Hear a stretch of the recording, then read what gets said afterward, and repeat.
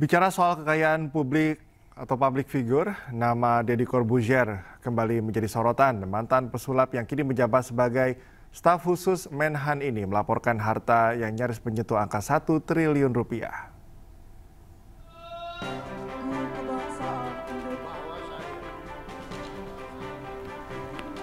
Harta kekayaan Deddy Corbuzier, staf khusus Menteri Pertahanan bidang komunikasi sosial dan publik, tercatat mencapai 953,02 miliar rupiah. Angka yang fantastis yang nyaris menyentuh angka 1 triliun rupiah ini berdasarkan laporan harta kekayaan penyelenggara negara atau LHKPN pertanggal 8 Mei 2025 dengan nama Deddy Cahyadi.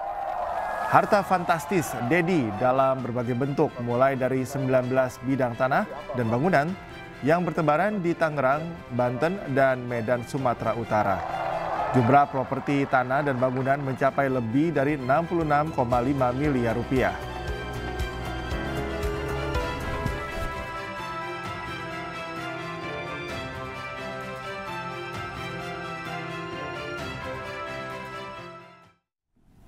Kunjungan Menteri Energi dan Sumber Daya Mineral Bahlil Lahadalia ke Sorong, Papua Barat Daya diwarnai protes keras dari massa. Demonstran kecewa terhadap pengelolaan tambang nikel di wilayah Raja Ampat yang dinilai merusak lingkungan di Raja Ampat.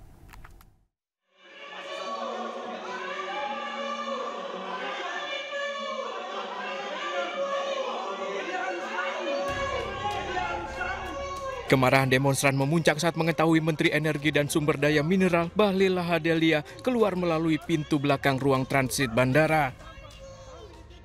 Awalnya massa akan menemui Bahlil untuk mendesak pemerintah menutup segera tambang nikel yang dianggap merusak lingkungan di Raja Ampat. Massa juga sempat membentangkan spanduk dan pamflet untuk menyoroti adanya kerusakan di Raja Ampat akibat tambang nikel. Di saat yang sama, Bahlil terbang menuju ke Raja Ampat, Papua Barat Daya, meninjau tambang nikel yang sempat disorot dunia internasional karena isu kerusakan lingkungan. Usai meninjau, Bahlil menyatakan akan mengevaluasi tambang secara menyeluruh, namun keputusan final baru akan diambil setelah kajian teknis selesai. Nanti kita evaluasi ya, kita evaluasi total, baru kemudian kita membuat keputusan ya. Sekarang kan penghentian sementara kan terjadi. Nanti kita lihat kan ada pasti menteri juga LHK dari lingkungan. Keberadaan tambang nikel di Pulau Gak ini dikhawatirkan akan mencemari lingkungan dan mengganggu pariwisata di Raja Ampat. Peninjauan ini juga merupakan satu bentuk perhatian langsung negara atau pemerintah dalam rangka melihat langsung informasi atau temuan-temuan yang dilaporkan oleh Greenpeace terkait dengan dugaan kerusakan lingkungan di Raja Ampat yang merupakan daerah pariwisata dunia. Dari Pulau Gak, Raja Ampat, Chandri Suripati, iNews melaporkan. Kita ke informasi selanjutnya. Presiden ke-7 RI Joko Widodo kembali menanggapi terkait munculnya desakan pemakzulan Wakil Presiden Gibran Rakabuming Raka oleh Purnawirawan TNI ke Parlemen. Ya, negara ini kan negara besar yang memiliki sistem ketatanegaraan. Ya, diikuti saja proses sesuai sistem ketatanegaraan kita. Bahwa ada yang menyurati seperti itu dinamika demokrasi kita. Biasa saja, biasa. Pemilihan presiden kemarin kan satu paket. Bukan sendiri-sendiri, kayak di Filipina itu sendiri-sendiri. Di kita ini kan satu paket. Sebelumnya tuntutan agar Gibran Rakabuming Raka dimakzulkan ternyata belum juga berhenti. Bahkan pasca pertemuan Gibran dan mantan Wapres Tris Sutrisno di upacara Hari Lahir Pancasila 2 Juni lalu. Surat tuntutan pemakzulan Gibran dikirimkan ke pimpinan MPR, DPR, dan DPD RI.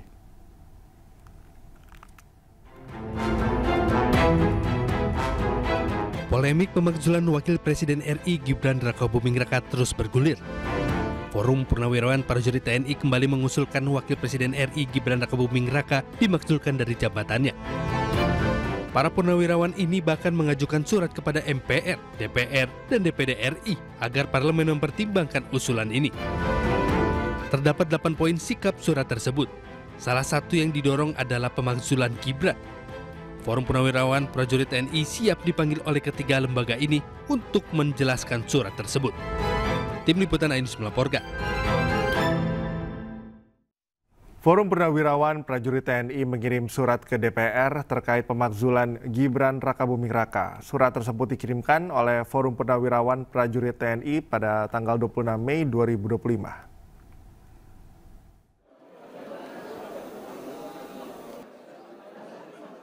Surat tersebut diajukan kepada Ketua MPR dan Ketua DPR. Permohonan dalam surat tersebut adalah meminta kepada DPR dan MPR segera menindaklanjuti usulan pemakzulan Gibran. Namun pimpinan DPR mengaku belum menerima surat tersebut.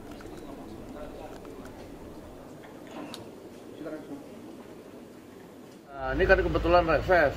Saya kan datang, Pak Sekjennya juga nggak ada. Saya pengen lihat suratnya masih di Sekjen, jadi belum sempat baca. Jadi kesini buat lihat surat itu? Enggak, saya kan tanda tangan surat-surat, terus saya bilang, itu katanya ada surat dari forum gitu. Oh, masih di Sekjen, Pak. Sekjennya lagi keluar. Tapi kalau tanggapannya gimana, Pak? Dari Abang sebagai pimpinan belum baca, gimana nanggapin itu. Tanggapi wacana pencalonan sebagai Ketua Umum Partai Persatuan Pembangunan atau P3, Presiden ke-7 RI Joko Widodo menegaskan lebih memilih Partai Solidaritas Indonesia atau PSI. Jokowi beralasan lebih pilih PSI ketimbang P3 karena sudah banyak calon Ketua Umum Partai berlambang Ka'bah tersebut.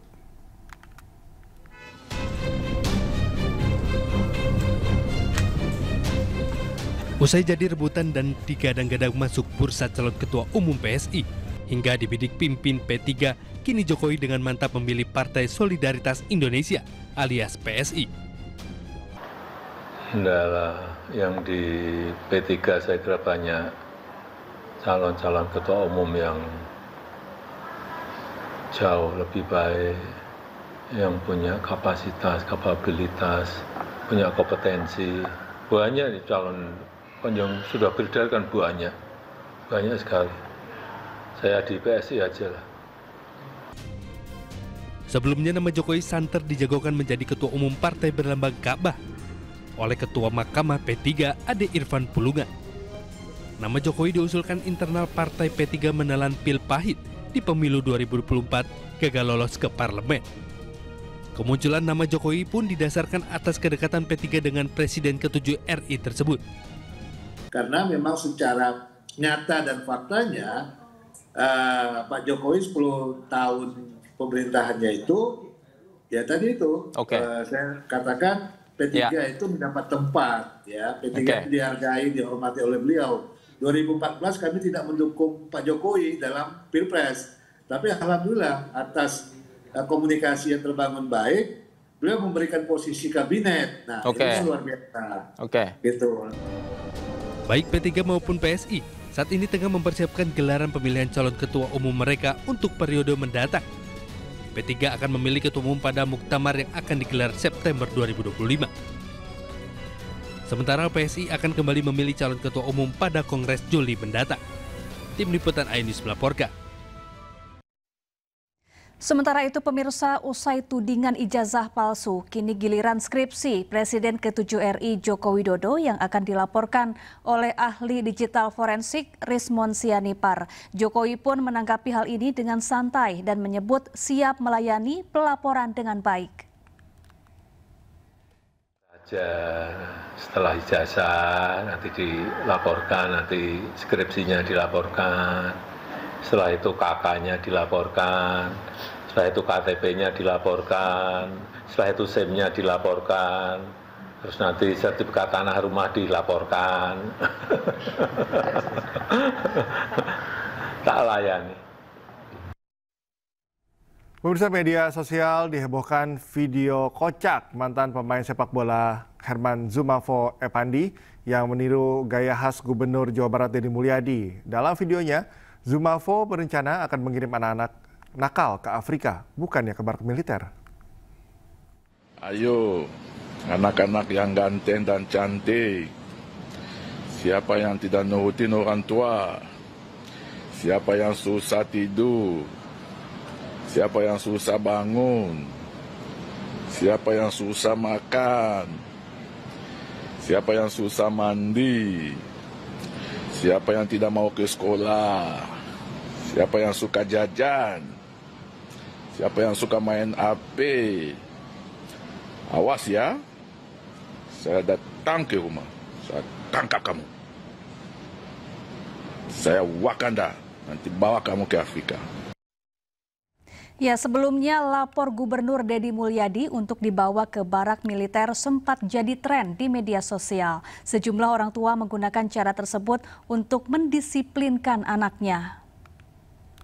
Anak-anakku nggak mau mandi. Nggak mau mandi. Siapa yang anak-anakku nggak mau makan? Mau makan. Ayo. Siapa yang nggak mau tidur? Siapa yang susah bangun?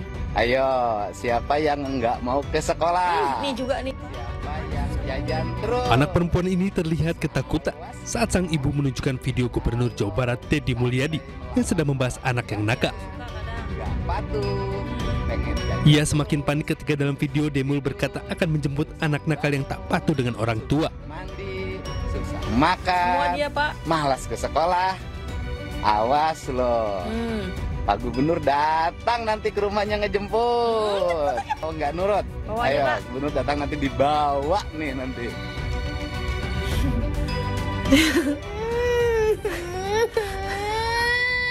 Jangan main HP ya. Sekali lagi, jangan main HP. Nanti kalau main HP terus nggak bisa dilarang, marah-marah sama papa dan mamanya, papi dan maminya, ya dan ibu. Tak ketinggalan, orang tua yang anaknya terlalu sering bermain HP juga menggunakan video KDM untuk mendisiplinkan anak. Diambil nih, yang cantik dan yang gantengnya dibawa nanti. Ayo. Anak ini pun nampak ketakutan dan tak mengaku kalau ia sering bermain handphone. Nanti Kak Deddy datang ke sana. Enggak main HP. Pak Deddy, nyok HP Pak Deddy. Nyok HP.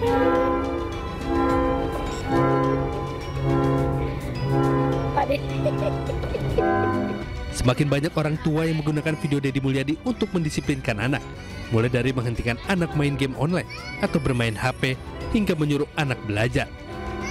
Tim Liputan iNews melaporkan. Siapa yang anak-anakku nggak mau mandi? Si Zio sama si Raja. Anak-anakku nggak mau makan. Nih si Zio nih Pak nih yang nggak mau makan.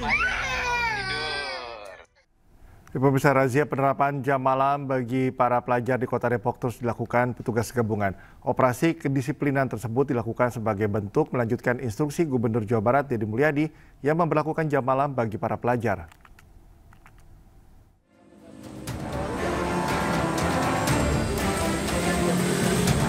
Aparat Lurah Cilodong bersama petugas gabungan TNI Polri dan Satpol PP Kota Depok, Jawa Barat gelar patroli jam malam bagi para pelajar.